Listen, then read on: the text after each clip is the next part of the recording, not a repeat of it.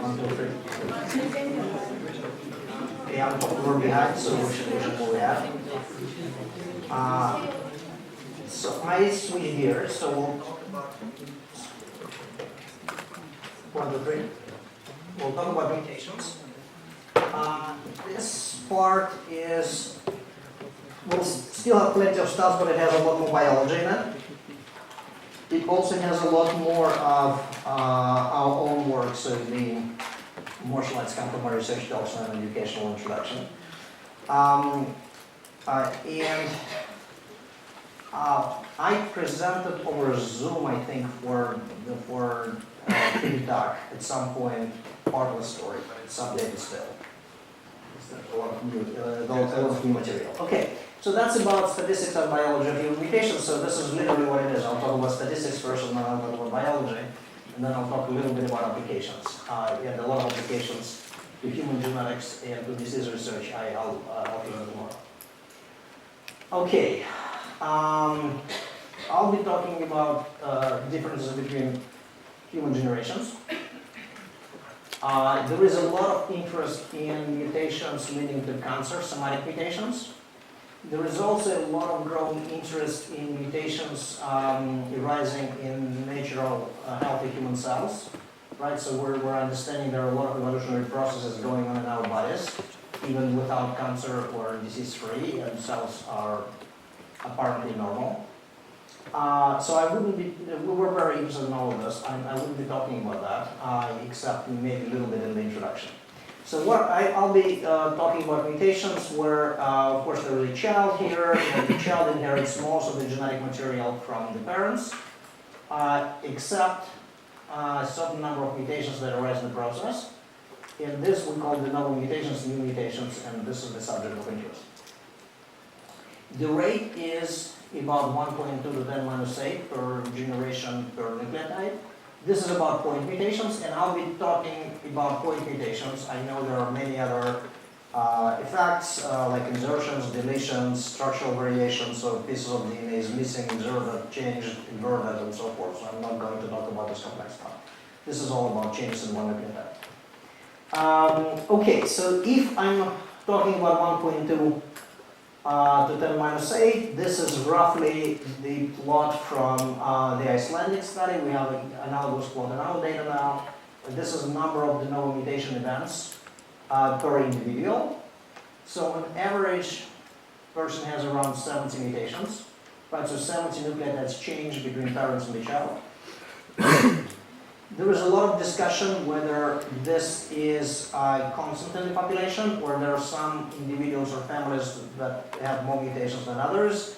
And this discussion, of course, is on the background of rapidly changing recombination landscape in humans, right? So humans are very different in usage of recombination hotspots. There are different literature differs, but there is very strong argument that probably there is not much variation because this is textbook Poisson distribution. So literally textbook Poisson, unbelievable. So it seems that mutation rate is very homogeneous in humans. So why are we interested? We're interested because of two reasons. So first reason is that transmission of genetic information is super important, and if we can learn about mistakes of the transmission, we learn about the whole biology of DNA replication and repair and all the forces. So that's a fascinating system to study. And also we're interested because of applications, because mutations give rise to genetic diversity. Genetic mutations fuel evolution, and mutations cause disease. So we were interested in mutations for multiple applications. Okay.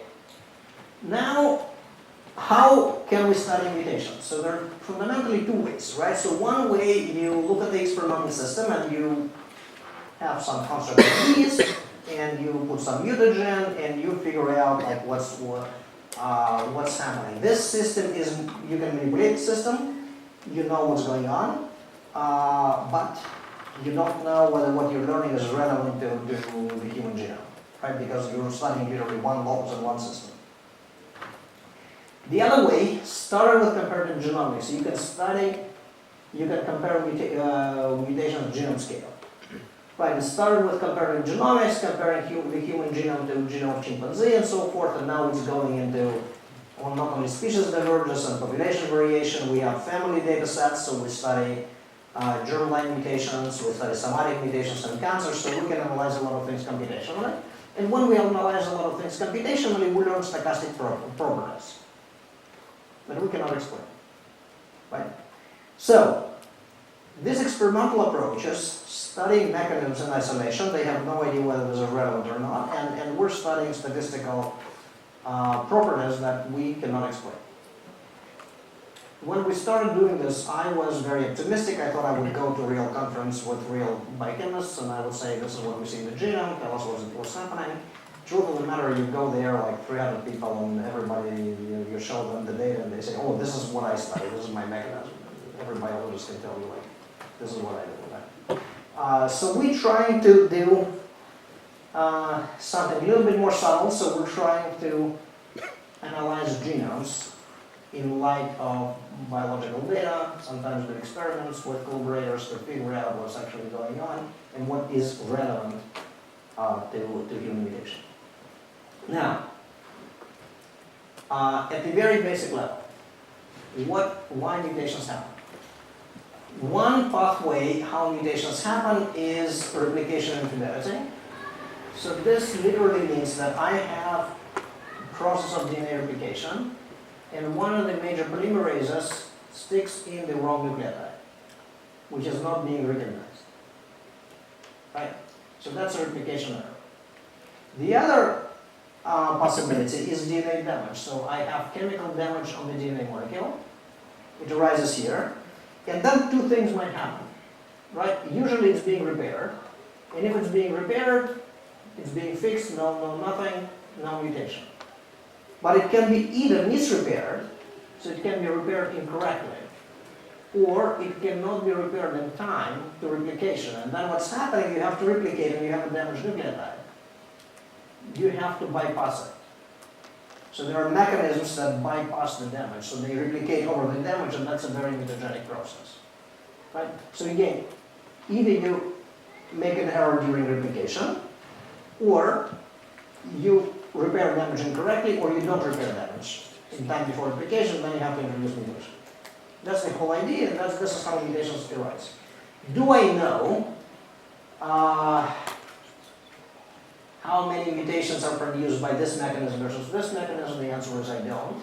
I have very wild guesses, they are not very good. But I assume that maybe more than 50% happening through the damage mechanism, which is contrary to what people used to believe. Recently, Molly Jaworski from Columbia University in New York, one of the very active people in the field, she was giving a talk, and we had a meeting, and she's like, what do you believe? Where are the numbers? And I don't know what the numbers are. I think nobody knows.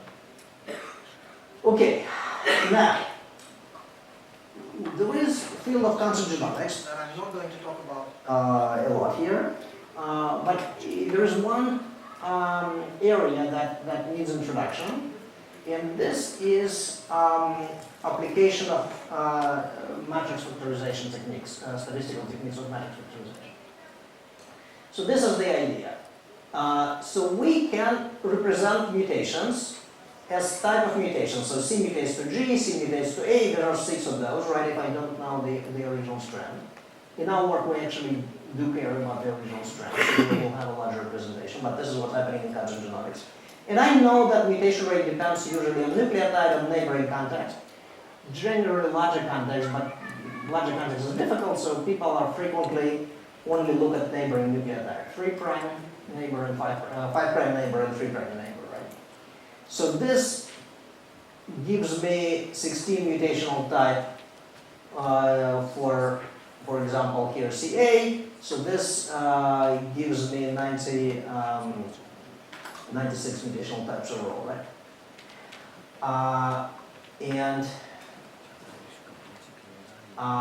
I also know that cancer mutations happen, there is exposure to different mutagens.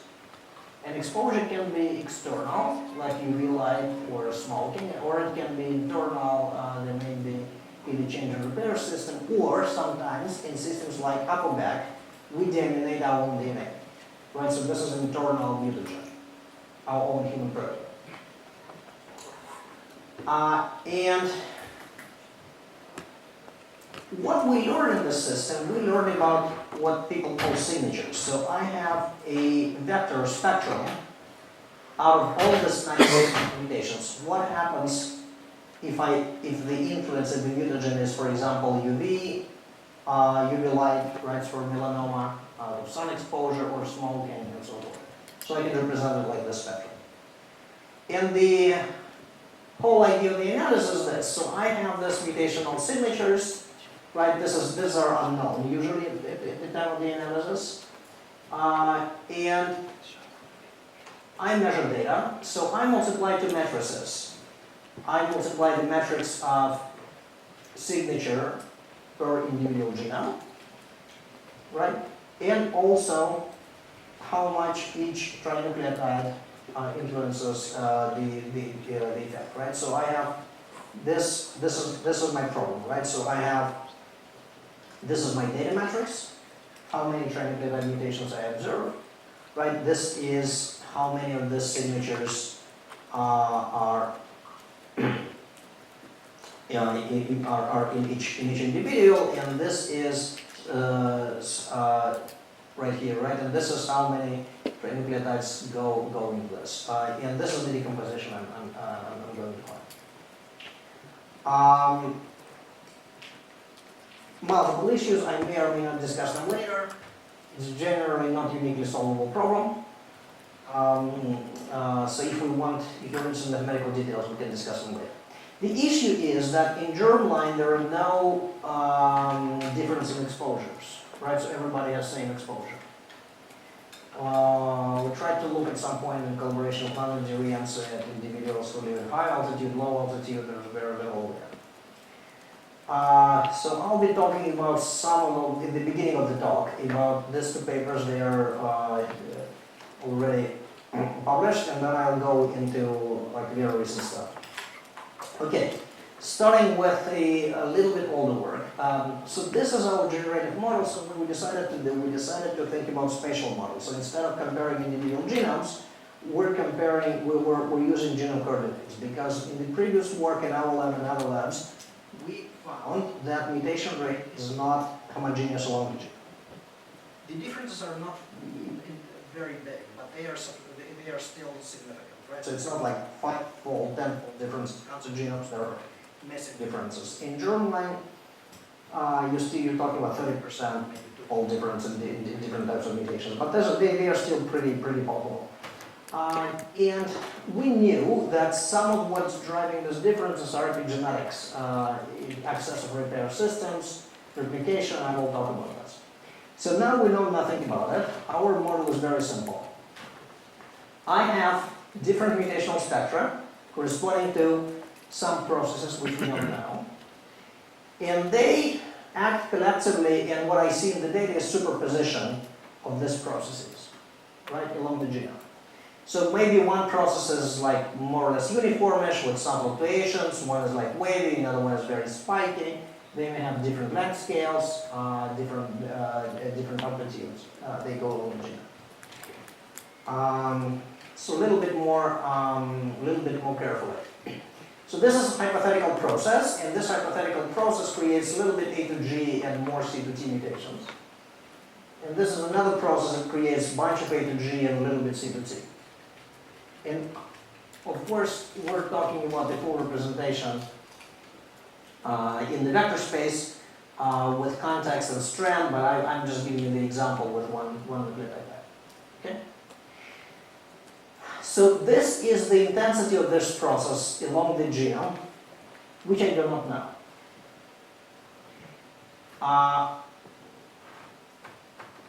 Intensity of this process produces, this is the intensity of A to G, and this is the intensity of C to T, right, that I'm supposed to see produced by this process, which I do not know. But at the end, superposition of this gives me the observation of the data. And the good thing about working in the 21st century, we have a ton of data. We have just a very large amount of data. So I can do inference on all of these things that I do not know. So what do? We chop this up into windows. Now you can ask me the question, why isn't the model fully continuous, and we can debate this, but current version we're chopping it up into windows. So, okay, so these are vectors, and they represent how many mutation types go into this process, right? And these are vectors that represent the intensity of the process in per genomic position. I combine these vectors into the matrix and this row vectors into the matrix, and this product is given the data. Now, for mathematical aficionados here, all of this is non-negative, right? So I'm doing non-negative matrix factorization, same way as people doing the cancer genomics. There's no unique solution here. So we're doing what we call volume-restricted negative matrix, non-negative matrix factorization, which is additional constraint that really helps you to figure out the solution. So again, I wouldn't stop here unless there are questions, but that's very important. Now, the trick, which is very different from the cancer genomics data sets, is that we're heavily using a symmetry between DNA strands, both as a statistical tool and as information about biology. So DNA is a symmetric molecule, right? So all of you know DNA is a symmetric molecule. It doesn't mean that mutations happen symmetrically. There are two processes that break symmetry. One is transcription. Suddenly I have transcribed strand and non-transcribed strand here. I have DNA replication. In DNA replication I have a leading strand and I have a lagging strand. Just to refresh your memory, in eukaryotes I have the helicase, right, and I have the leading strand as continuous synthesis, primarily done by polymerase epsilon, and in lagging strand is discontinuous synthesis, going in the opposite direction, in akosaika fragments, primarily performed by polymerase delta. Now, imagine that my mutational process is linked to those forces of replication and transcription. That's a very unpleasant sound. I don't know how to get rid of it.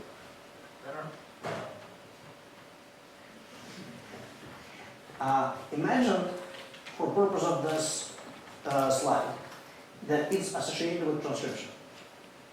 Now there are gene directions. When I run my method, right, so I'm running the model along the genome, along the reference strand, I do not tell the method which directions gene look like. Genes are oriented. So it means that blindly, the method should learn two processes. One, for genes following this direction, right, it would have high intensity here and high intensity here, right, for all genes oriented to the left. And there will be another process that would be mirror image. It would have low intensity for genes oriented to the left and high intensity for the regions to the right. But this should be identical processes. They are just for two different strands of DNA. So it means that the spectra I should learn should be mutually complementary.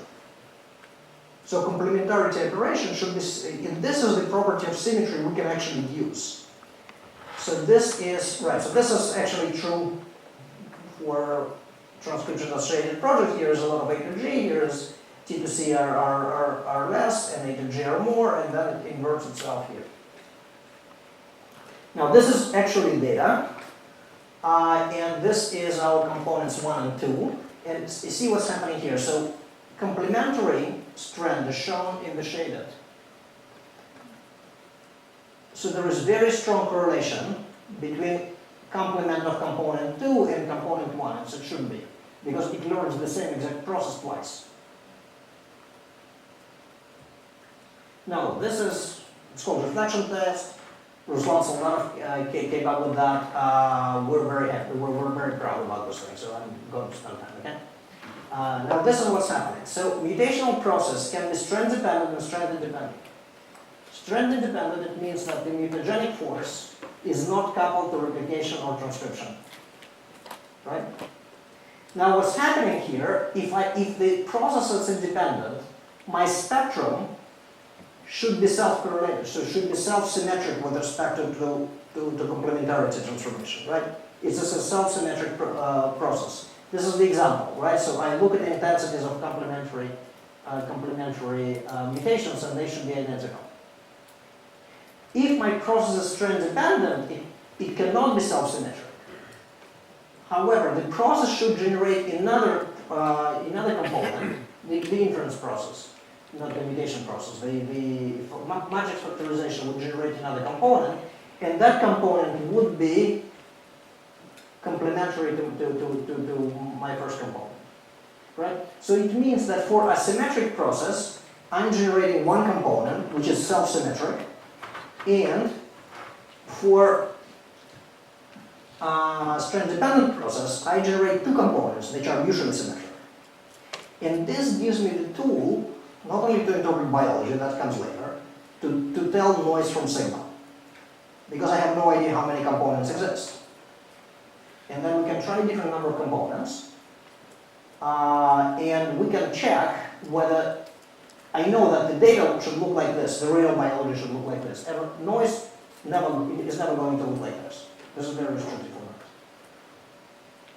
So what do? We take a whole bunch of rare SNPs. We take rare SNPs as proxy to mutations right from TOPMed. We have 192 mutation types, not 96, because I keep the strand in mind. People are frequently asking how do you know? Well, I know that two mutations, because I'm going along the genome, two mutations that are A to G is different from A to G, T to C. So I can keep the strand. 10 kb windows, I hate it, but the simulations show that we cannot get to shorter scales. I'll show the work on shorter scales later, because that's like brand new work.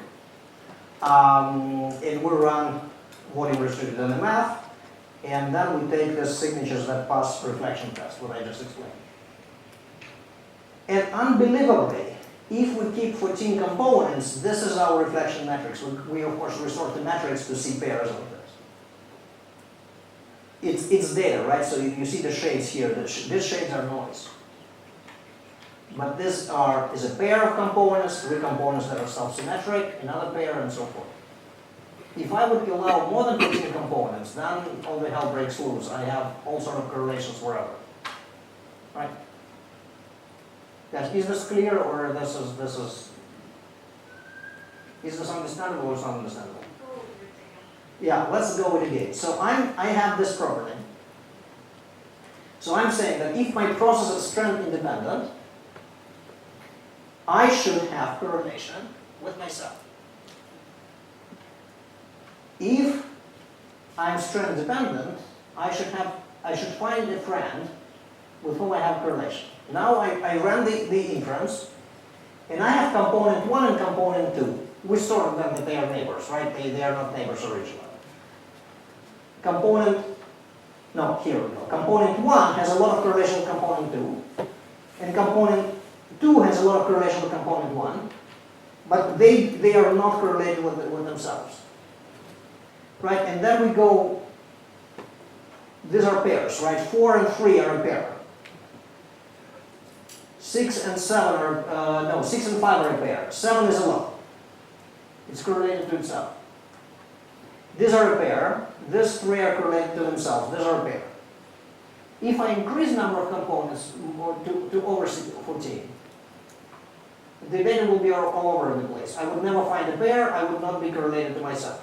That's a very restrictive property. This tells me that these 14 are true, and everything else is not true.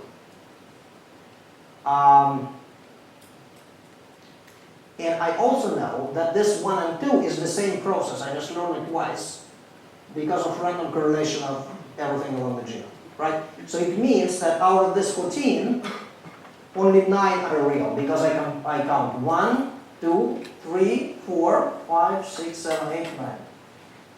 Right. Out of this, 1, 2, 3, 4, 5 are strand dependent, and these 4 guys are strand independent. Okay? Did it help or it didn't help? Good. I should do more of this. This again, this slide doesn't show well. Next time I'll insist to use my own laptop. Anyway, so what we see here is I'm now going to epigenetics. I'll read it for you, right? So these are processes, and we call them 1/2 and so forth. So what I can do now, for a process which is self-symmetric, like 7, I have intensity of the process. For a process which has 2 components, I have 2 measurements. I have intensity, sum of the components, and I have difference of the components. Right? How strong is asymmetry. And I can map it across various epigenetic tracks. 27 acetylation, replication timing, where gene bodies are, methylation tracks, hydroxymethylation tracks, lines, recombination map, and so forth. And I can see that I have very strong correlation, right? So I'll show this process 7 is extraordinarily correlated with replication timing. We see processes correlated with methylation, right? So it's very clear that there is some biology in it. This is very briefly, I'll go through some of this. We have some hints of biology for most of this, not for all. Some of this we couldn't argue about anything, but for some of this we have at least some piece of biology we can figure it out. I will talk about a few examples of this. Now, one is component 7. Component 7 is important for us because my work in this field started in 2009, and I'm dating myself, was an old paper. And that paper was correlation of mutations with replication patterns. So we figured out that more mutations happen late in replication than early in replication. That became super important observation for cancer genomics later. But this was not very strong effect. Turns out that if you restrict to these mutations, to this component, the correlation of replication timing is very strong, it's about 60%. So this component explains almost all of correlation of replication. I cannot really tell you whether this is replication-associated phenomenon because all chromatin, all epigenetics is correlated with replication timing, right? It's very difficult to figure out on statistics lab. In cancer, it's much easier because we know in cancer that the effect, some of that is directly linked to replication because we have cancers with mutations in major polymerases. And we know that which mutation types are increased in these cancers. Okay, we also had a paper in 2019, relatively recently about this. This is process 1/2, we call it. This is associated with DNA lesions. And this is what I showed. It's very asymmetric with respect to transcription. Just to refresh you about transcription coupled repair, in some of this I saw a portrait of Sankar, who is one of the discoverers of the system, and I know he presented it here. Relatively recently, at least I saw this on the website, so I think people know his work. But very, very briefly, the story is this. There is a system, one of the repair systems called nucleotide excision repair. It starts with TF2H, which is the helicase sitting on the lesion and unwinding DNA. And then there is resynthesis, so there is excision, right? So this piece is being excised. And there is resynthesis, and you use the other strand as source of information. And then there's ligation and stuff like this. There are 2 ways to bring it to DNA. One is called global repair. And global genome repair is there is a complex, which is a multi-complex. It has to remove chromatin, but it finds the lesions anywhere. The other one is that polymerase 2, RNA polymerase, right? So I'm doing transcription. So I'm doing transcription, and what we call bulky lesions. Bulky lesion means that I cannot pass through it. Neither replication nor transcription apparatus can pass through it. So I get stuck. When I get stuck, I actually recruit this downstream. What's important here, I can only recruit to one strand. If the damage is on the other strand, I'm not recruiting. This induces dependency, the strand dependency we find. Now, we found it. I never knew anything. My model, what I showed originally, had zero knowledge of transcription. Zero knowledge of genes, by the way. I never used gene positions, didn't use anything. I just learned this. Now, what's interesting, and we had this Nature Genetics paper in 2019 about this with Vladimir Sidersky. There is also a symmetry for the same process with replication. And our model for this is the following. The damage happens symmetrically. Asymmetry doesn't arise because of the damage. But same story as in transcription, resolution is asymmetric. Because if the damage happens on the leading strand, polymerase epsilon hits the damage. I cannot continue replication, I'm stuck. I have to stop and repair. Right? Or I go to base in break-induced replication, which is like all other thing. But generally, what's happening is I get stuck and I have to repair. If polymerase delta on the lagging strand hits the damage, what happens? I do not care. I start another accusative fragment. And then I have transmission polymerase replicating over the damage and creating a mutation.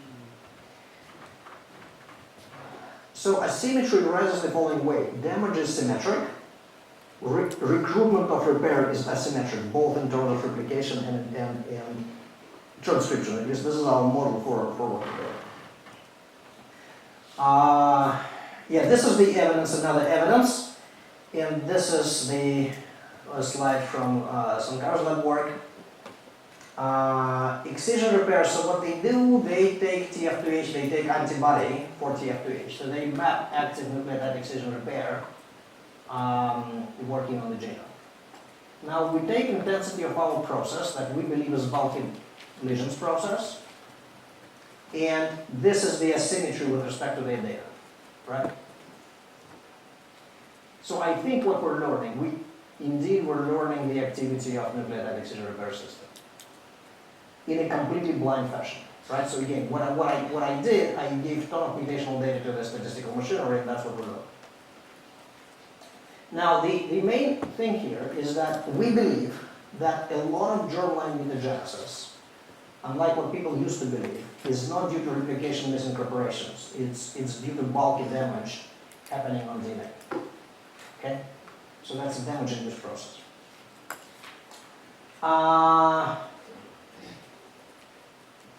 We think there is a process, look, we know very little, but I know that we learned a process which we call 3-4. It's also very asymmetric. And there is only one parameter it's asymmetric with, and it's asymmetric very strongly, and this is direction of replication flow. So we think that maybe these guys are actually misincorporation, replication and fidelity mutations. Now we have no other way to prove it, so at least so far, right? So this is what we think is happening. So we think there is a process associated with actual replication artifacts, but this is the only piece of evidence we have. Now a couple other stories, and these are fascinating stories, I think. One story is about CpG mutations, and CpG, we're saying cytosine followed by guanine. Somehow there is convention to write a small p for phosphate. Nobody does it for any other dinucleotide, but for CpG, people still write phosphate. I don't know why. The story of this, you may know the story. At some point, at the time of mammalian radiation, our ancestors, I have no idea why, because this increases mutation rate tremendously, decided to methylate cytosines, preceding guanine. 80% are methylated. And what's been known before our work for a long time, I think actual mechanics is not known. Many people believe it is known. I don't think it's known that well. But it's a 15-fold increase in mutation rate. Every time you see CG in the human genome, it's 15-fold increase in mutation rate. As a result, in non-coding regions, you see very little of those dinucleotides, mostly in CpG elements. What's interesting is we learned component 10, nobody's surprised, we should have learned it, right? So in cancer genomics, this is called signature 1, it's a very dominant signal. But to our surprise, we also learned this. These are transversions. These are CpG to APG or CpG to GPG, mostly CpG.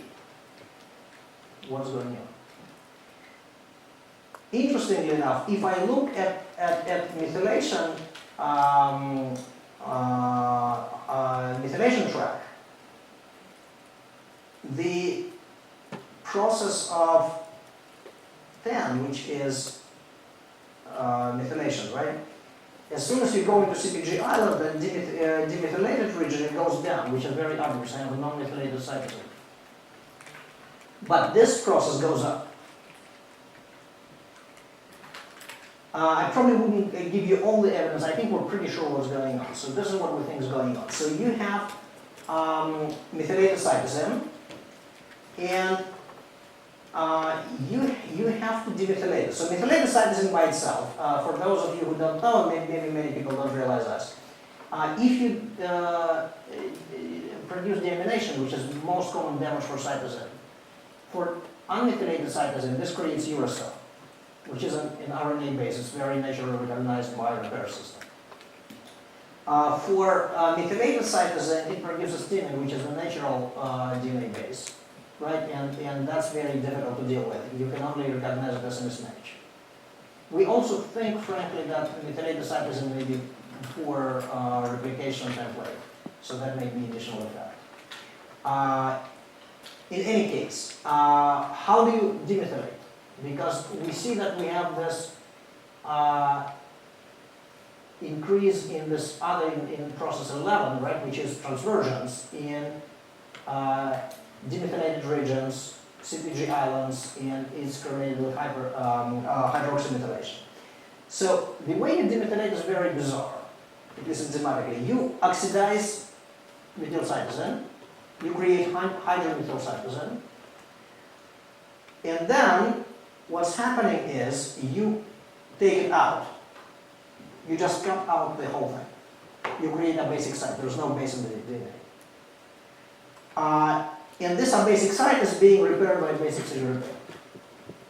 Now, what happens if you don't have access to the second strand? Usually, polymerases like Rev1 just put G all the time. So we believe that active demethylation process, that is integral process for gene regulation in humans, is a mutagenic process.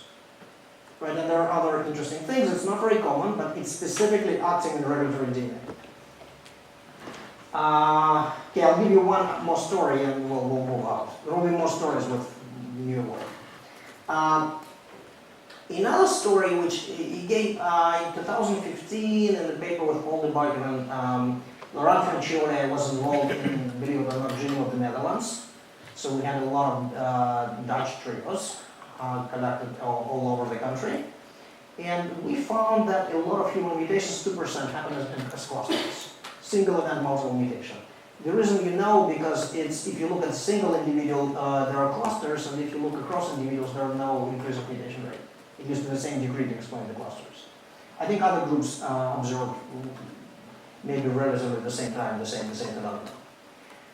And then, from Icelandic data, they showed something very interesting. They showed that these clusters are mostly inherited from the mother, not the father. Which is super peculiar, because most of mutations, like 3 times more mutations, are inherited from the father than from the mother. And everything inherited from the mother is interesting because in human germ cells, spermatocytes divide constantly in adult males, right? Females store oocytes from embryonic stage. These cells never divide. So everything which happens in mothers happens in non-dividing cells, and we have one piece of biology. This cannot be related to DNA replication. This is something what's happening in a cell, same thing as somatic mutations in neurons, right? These are events that are mutagenic events happening in cells that never divide. That's super interesting. Turns out that if we run our inference, again, blind statistical inference, we recover this process fully. We fully recover a process that's happening in oocytes, and it's trend dependent. And it's associated with transcription of very large fragile genes. It's a small fraction of genomes, but interestingly enough, by the way, I think, yeah, I have it in the slide. It explains, it very strongly correlates with the age of mother, the intensity of these mutations, and it has no correlation with the age of father. We have some biology hypothesis what's happening. It's a little bit, It's probably too early for me to speculate about that, but it seems that it's related to both double-strand breaks and repair of double-strand breaks and also bulky damage. Okay, so these are the stories we're learning about properties of mutations. And now I'm going to the next part. How am I doing on time? You have 10, 15 minutes. I have time. Okay, good. They don't know how many slides I have. So we can use it to model population data in humans. And I'll be talking about site-specific mutation rate model first, with new biological discoveries, and then the modeling of the data. So, we learned a whole bunch of things about the effects of mutation rate. And now we can incorporate it and actually predict mutation rate at every nucleotide of the human genome. That's exactly what we did. It's not the first attempt to do it. I think what we do, at least for now, is much better than everything available on the market. Although some of the work of colleagues is excellent as well. So our model takes into account extended context, strand asymmetric effects, I described to you, regional variation and so forth. So everything we learn at 10 kb resolution. The model is called Roulette. It's available for download. The paper is provisionally accepted in Nature Genetics, not out yet, but it will be published. It's on Bioinformatics as well. I think I'll show the paper some of the slides. Okay. A couple discoveries with this, a couple new biological stories. I told you that the statistics of the previous story works for only at the level of 10 kb. It means we're literally blind for any variation which is not explained by the context and exists at scale much shorter than 10 kb. So what we decided to do, again, Siklarski ran this analysis, so he just took 100 nucleotide window, showed correlation that we predict pretty well every 100 nucleotide window, but there is some outliers, so there are massive outliers, right? So the mutation rate much higher than what we predict. You look at these genes, at these windows, we didn't even look at genes. This is the bizarre thing. We look at 100 nucleotide windows. Turns out that a bunch of them, very large fraction of those outliers, belong to genes, RNA genes, transcribed by polymerase III. Observation. Everything transcribed by polymerase III is extraordinarily mutagenic. This is a mutagenic polymerase. Some of you, maybe, who know about transcription coupled repair will tell me, yes, polymerase III cannot recruit nucleotide excision repair. That's true, but that's probably not all of the effect, because the effect is actually pretty massive. Yeah, why we think this is correct inference, not some property of RNA genes. Because, look, this is the increasing mutation rate. These are active genes in red, and these are pseudogenes in black. There are plenty of pseudogenes. They have similar position, they have the exact same sequence. They never show the effect. Only actively transcribed genes show the effect. These guys are annotated as active genes. If you look at epigenetics, they're probably there. Right? I'm not sure they're transcribed. So, at least in our hands, this increase of the mutagenic effect is associated with polymerase III. So that's a mutagenic horse in humans. This is cancer data. This is from Ryan McGinty in the lab.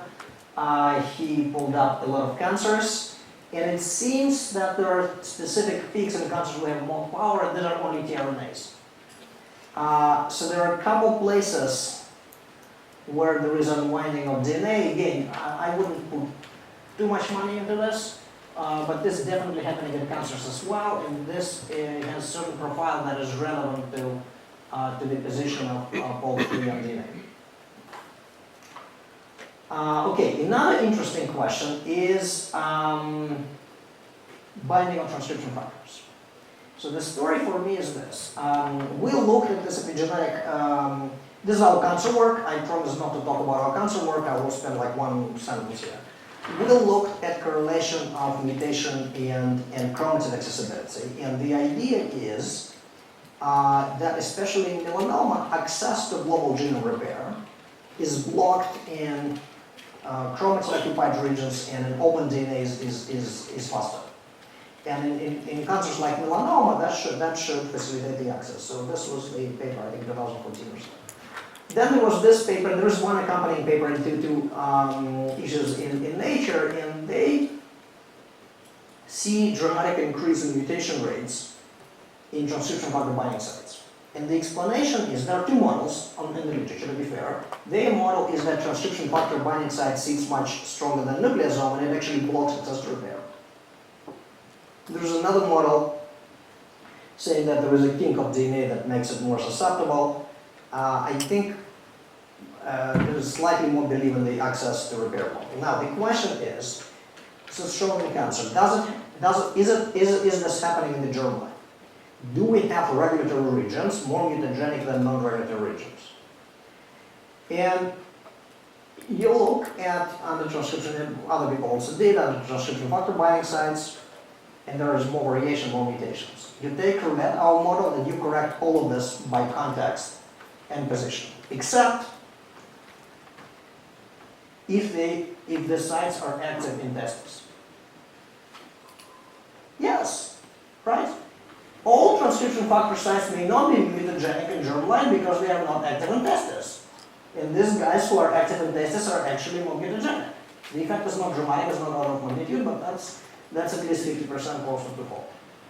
Right? So basically, we claim that transcription factor binding site is mutagenic in germline as well, but only in the relevant cell.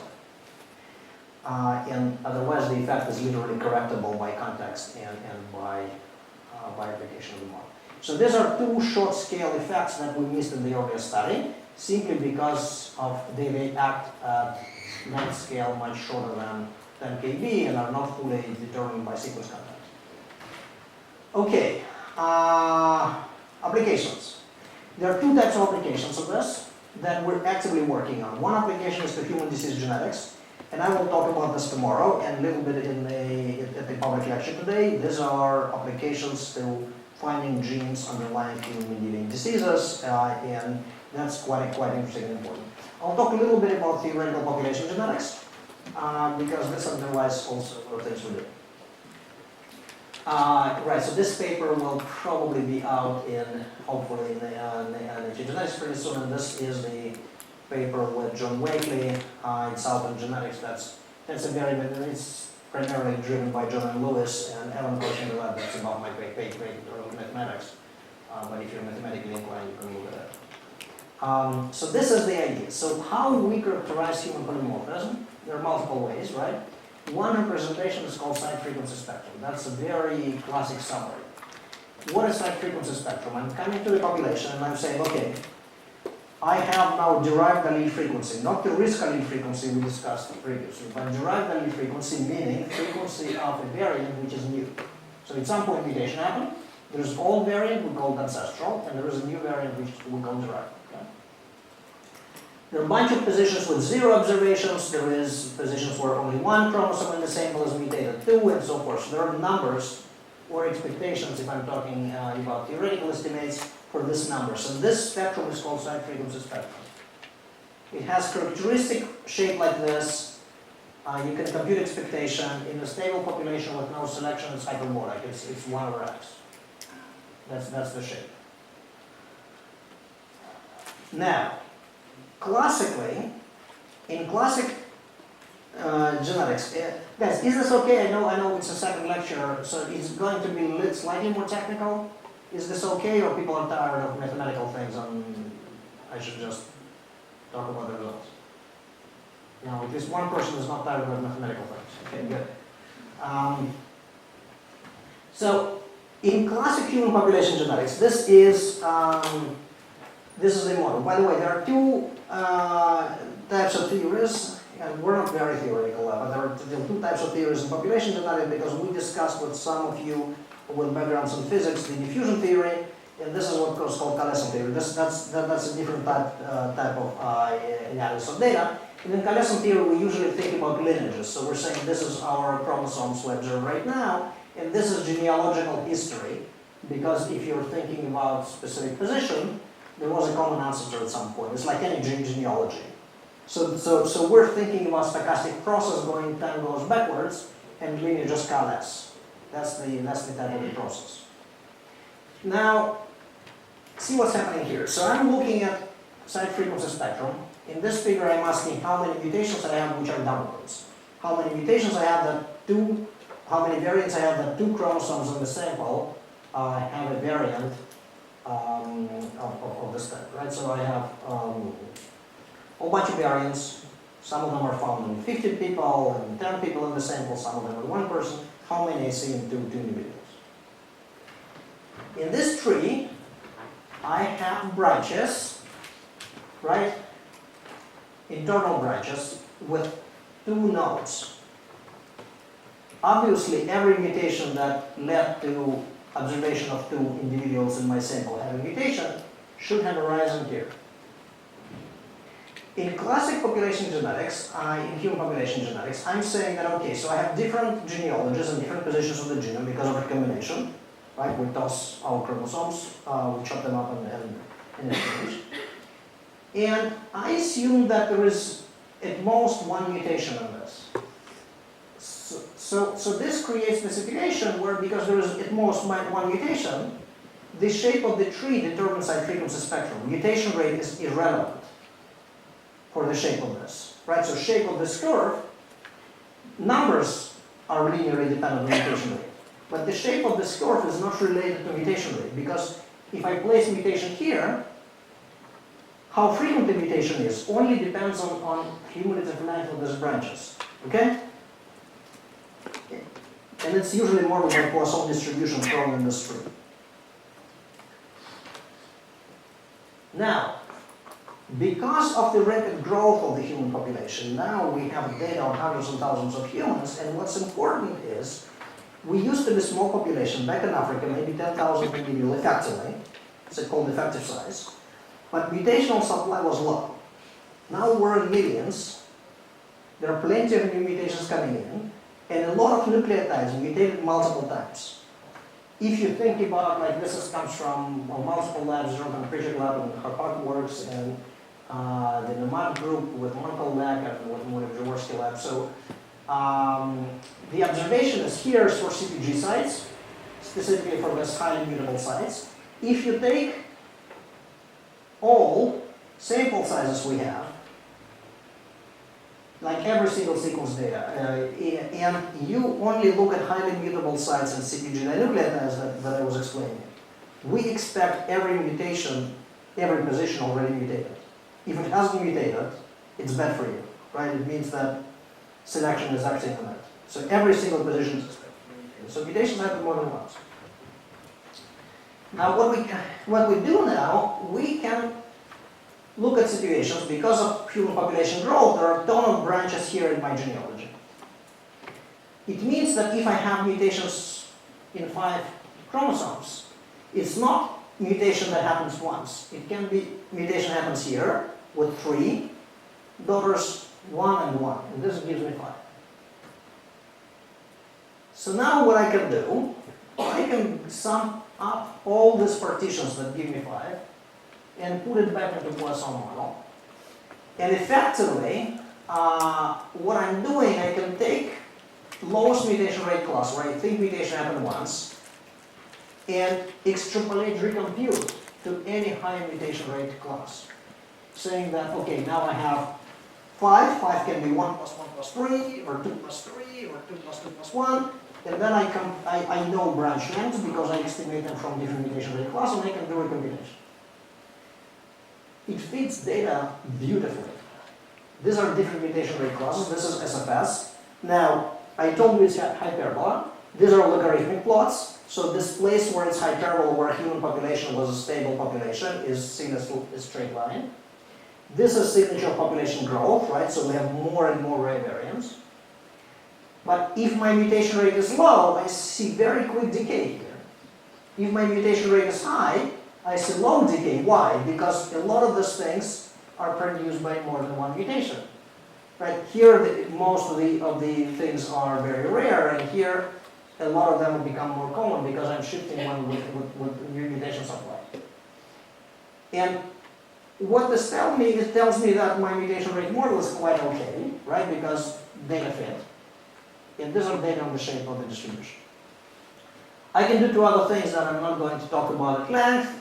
One is fitting demographic history of the population. So if I fit growth of the human population, I can now build inference machinery, and I can actually figure out how quickly the population has been growing based on genetic data. I can also measure selection based on shape of SFS, and we're actively working on this. There are some results of the simulation and different selection coefficients. So now our hope is that we can go to the human data, we have a massive number of individuals, and we can figure out positions or regions that are under strong selection in humans. So find all parts of the genome that are important versus those parts of the genome that are not important. So we can use this machinery to do that, okay? I think I'm done. So in the mutation papers, so these two guys, Ruslan and Wally, led the analysis in the 2001 paper. And key contributors to the mutation rate model, rare disease genetic Shilpa's work I'll be talking about tomorrow. Evan and Daniel and Boa created the model, whole bunch of collaborators, and again the lab, and very different time points of the lab. This is COVID. This is then we got released from COVID in summer, and whatever. So it's a fun place to work. Yeah, okay, thank you. I think we're now with patients. I hope it wasn't too much work. Maybe it was like a little bit.